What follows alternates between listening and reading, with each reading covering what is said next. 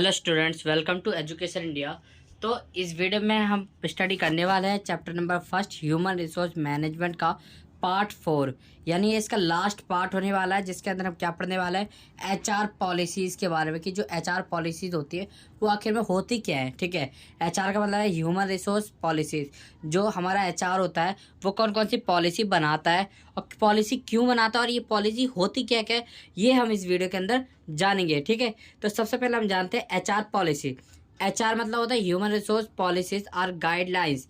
ये क्या है, एक गाइडलाइंस होती है। ठीक है, HR policies are guidelines that outline employees expectation, organizational obligations, disciplinary procedure and behaviour standards. यानी एचआर पॉलिसीज एक गाइडलाइन है। ठीक है, एचआर पॉलिसीज आर गाइडलाइंस, यानी जो एचआर पॉलिसीज है वो क्या है, गाइडलाइंस है जो आउटलाइन करते हैं किसको, एम्प्लॉयज़ की एक्सपेक्टेशन क्या है, ऑर्गेनाइजेशन के प्रति उसकी क्या ऑब्लिगेशन है, और जो प्रोसेस है, प्रोसीजर है, वो डिसिप्लिनरी प्रोसीजर है या नहीं, इसको कौन पता करती है, HR policies. We can say that policies are related to the organizational overall purpose and its objective in the various areas with its operation are concern. ठीक है, यानी हम कह सकते हैं कि जो पॉलिसीज़ है ना वो किससे रिलेटेड होती है, ओवरऑल और पर्पस ऑफ ऑर्गेनाइजेशन। यानी जो भी ऑर्गेनाइजेशन का पर्पस होता है प्योरली ओवरऑल, यानी पूरी तरह उसी से ये रिलेटेड होता है कि इसमें एचआर पॉलिसीज़ के अंदर क्या क्या होता है, जो भी हमें ऑर्गेनाइजेशन का पर्पस वगैरह होता है उसकी पूरी डिटेल्स होती है। ठीक है, HR policies are developed by the top management to assist managers at various level deal with the people to work. यानी जो एचआर पॉलिसीज है वो कौन बनाता है, टॉप मैनेजमेंट बनाता है। यानी जो टॉप मैनेजर होता है, मालिक के बाद कह सकते हो या मालिक कह सकते हो। ठीक है, वो क्या बनाता है, एचआर पॉलिसीज डेवलप करता है ताकि वो हर लेवल पे इसका यूज़ कर पाए और लोगों के साथ डील कर पाए कि वो कैसे लोगों से काम करवाता है और कोई एम्प्लॉयज़ है उसको कोई प्रॉब्लम तो नहीं है। इन सब के समाधान के लिए एचआर पॉलिसीज़ आई है। इन सब के समाधान के लिए एचआर पॉलिसीज़ आई है और एचआर पॉलिसीज़ यही कहती है कि ये गाइडलाइंस होती है जो हर एम्प्लॉयज़ को फॉलो करनी होती है अपने गोल को पाने के लिए। ठीक है, the employee will not accept any gift from any supplier except for token gift purely nominal advertised value. Each employee will proceed on the last week vacation and the year. ठीक है, अब देखो सबसे पहले हम जानते हैं कैरेक्टरिस्टिक्स। अब इसकी कैरेक्टरिस्टिक्स क्या होती है, human resource policies are based upon the drive from human resource objective. यानी ये जो है ना, ये कहाँ से ड्राइव मतलब आई है। ठीक है, जो हमारी एचआर पॉलिसी है तो वो कहाँ से ड्राइव होकर आई है, वो ये ह्यूमन रिसोर्स ऑब्जेक्टिव के है ना, जो ऑर्गेनाइजेशन का उससे उठ के आई है ये एचआर पॉलिसीज। ठीक है, यानी जो एचआर पॉलिसीज एक तरह से ऑब्जेक्टिव से ही आती है। क्यों, क्योंकि इसके अंदर ऑब्जेक्टिव होता है कि हमें जो अपना ऑब्जेक्टिव कैसे पाना है, गोल कैसे हमें अपना पाना है, तो उसके लिए एचआर पॉलिसीज बनाई जाती है। Human resource policies are generally statement of broad understanding. यानी ब्रॉड अंडरस्टैंडिंग है कि डिसीजन में thinking making decision making they also provide room of description. ठीक है, यानी ये एक तरह से जनरल स्टेटमेंट होती है कि भाई जिसके अंदर ये कि हमें किस तरह हम डिसीजन ले, किस कौन कौन से रूल है जो हम फॉलो करवाए, ये सब किसके अंदर होता है, एचआर पॉलिसीज के अंदर। HR policies reflect the recognize intention to management with regard to human resource organization. They contain the principle of conduct way govern the organization dealing with the employees. देखो ये जो एचआर पॉलिसी है वो क्या contents करता है, उसके अंदर क्या होता है, उसके अंदर सिंपली होता है प्रिंसिपल ऑफ कंडक्ट, यानी किस तरह हम वर्क करते हैं अपने ऑर्गेनाइजेशन में और लोगों के साथ डील करते हैं, एम्प्लॉयज़ के साथ डील करते हैं इन ऑर्गेनाइजेशन। ठीक है, तो ये किस में बताता है, ये एचआर पॉलिसीज के अंदर बताता है। HR policies are standing plan, they can be used again and again standing answer to program recurring nature. Recurring nature का मतलब है कि जिसको हम अगेन अगेन अगेन यूज़ करते हैं, यानी जितनी प्रॉब्लम्स आती है जो भी हम फेस करते हैं उसको हम दोबारा दोबारा एचआर पॉलिसीज़ को यूज़ करते हैं ताकि वो जो प्रॉब्लम्स हमारी सॉल्व हो जाए। ठीक है, responsibility for formatting human resource management lies with the human resource department top management. यानी इसको जो हमारी एचआर पॉलिसीज है उसको फॉर्मुलेट करने का, फॉर्मुलेट का मतलब होता है बनाना, उसका काम किसको होता है, रिस्पॉन्सिबिलिटी किसकी होती है, ह्यूमन रिसोर्स डिपार्टमेंट की। यानी जो एचआर डिपार्टमेंट होता है और टॉप मैनेजमेंट होता है उसकी ड्यूटी बनती है कि वो एचआर पॉलिसी को डेवलप करे। Human resource policies are formulated by human resource department in the consultant with line managers. यानी लाइन मैनेजर्स द्वारा ये बनाई जाती है एचआर डिपार्टमेंट में। ठीक है, अभी तो हमने जाना कि इसके कैरेक्टरिस्टिक्स क्या है, आप जानते हैं टाइप्स क्या है। देखो पर्सनल पॉलिसीज जो है ना वो कितने, 1 2 3 4 5 6 तरीके की है, ठीक है। पहला ओरिजिनेटेड, ठीक है। ओरिजिनेटेड होती है जो टॉप मैनेजमेंट के काम आती है। अपीलेंट, जब इस जो इसके काम नहीं आएगा वो अपीलेंट के काम आ जाएगा। इम्पोज्ड, यानी अगर कोई गवर्नमेंट वगैरह या किसी एक्सटर्नल यूजर है उसकी वजह से कोई इफेक्ट पड़ रहा है तो उसकी वजह से बनाई जाती है। जनरल तो ऐसी बनाई जाती है स्पेसिफिक, किसी स्पेसिफिक कारण से। रिटन इम्प्लाइड पॉलिसीज, ये वो पॉलिसीज होती है जो रिटर्न हो सकती है या इम्प्लाइड हो सकती है, ठीक है। Originated policies they are stabilize by top management, ये क्या टॉप मैनेजमेंट द्वारा स्टेबलाइज की जाती है यानी बनाई जाती है। Executive linking eight various level, जो क्या करती है लोगों को यानी एम्प्लॉयज़ को वेरियस लेवल पे लिंकिंग करती है। लिंकिंग का मतलब जोड़ना, ठीक है। हमने लिंक पढ़ा था अभी एक लिंकिंग पिन, उसका मतलब होता है जोड़ना, यानी हर लेवल ऑफ ऑर्गेनाइजेशन को जोड़ती है कि भाई चाहे एम्प्लॉय हो, चाहे उसके भी नीचे कह सकते हैं हम वर्कर हो, ठीक है, या लेबर हो, उन सबको क्या एक तरह से जोड़ती है चार पॉलिसी। सबसे पहले वो होती है ऑरिजिनेटेड पॉलिसी जो सबको जोड़ती है एक साथ। Appealed policies they are formulated to meet requirement of certain, कुछ ऐसे केसेस होते हैं जिसमें जो है हमारी ऑरिजिनेटेड पॉलिसीज है वो नहीं पहुंच पाती, तो उसके लिए अपील्ड पॉलिसीज को लाया गया। अगला है imposed policies, they are form under pressure from external agency, जब हमारी ऑर्गेनाइजेशन को कभी एक्सटर्नल एजेंसी होती है उनसे जब प्रेशराइज होने लगती है हमारी ऑर्गेनाइजेशन को प्रेशर आने लगता है, तब जैसे गवर्नमेंट हो गया, ट्रेड एसोसिएशन हो गया या यूनियन हो गया, तो इम्पोज्ड पॉलिसीज़ को लाया जाता है। इम्पोज मतलब इसमें कुछ चेंजेस भी कर सकते हैं हम, ठीक है। जनरल पॉलिसीज ये क्या जनरल होती है, जो बेसिक फिलोसॉफी फिर रिफ्लेक्ट करती है किसके द्वारा, टॉप मैनेजमेंट के द्वारा। इन फॉर्मुलेटिंग, ठीक है, ये ब्रॉड प्लान होता है, एक पूरा प्लान होता है, मैपिंग होता है जिसके अंदर ऑर्गेनाइजेशन का ग्रोथ चार्ट होता है कि भाई ऑर्गेनाइजेशन को कब कौन सा काम करना है तो किस तरह वो ग्रोथ करेगी, ठीक है। ये सब क्या होता है चार पॉलिसीज के अंदर होता है। Specific policies these are cover specific issue, ये कुछ इस जो ये पॉलिसीज होती है कुछ स्पेसिफिक इशू ही कवर करती है, जैसे हायरिंग के रिगार्डिंग हो, रिवॉर्डिंग के रिगार्डिंग हो गया और बार्गेनिंग के रिगार्डिंग हो गया, ठीक है। अगर इनके अलावा एक्सेट्रा भी हो सकता है कि ये किसी भी एक स्पेसिफिक टॉपिक पर पॉलिसी बनाई जाती है।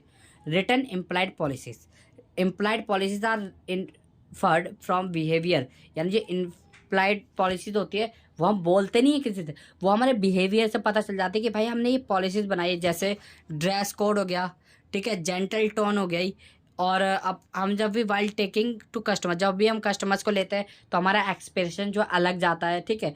ड्रेसिंग सेंस, ठीक है, ये सब क्या है इम्प्लाइड पॉलिसीज के अंदर है कि भाई तुम्हें ये फॉर्मल कपड़े पहनने हैं ये, और तुम्हें कस्टमर से ऐसे बात करनी, ये सब सिखाने क्या होता है इम्प्लाइड पॉलिसीज होती है। अब एडवांटेज की बात करते हैं, फिर इसके बाद कवरेज आ जाएगा, फिर फॉर्मुलेटिंग आ जाती है।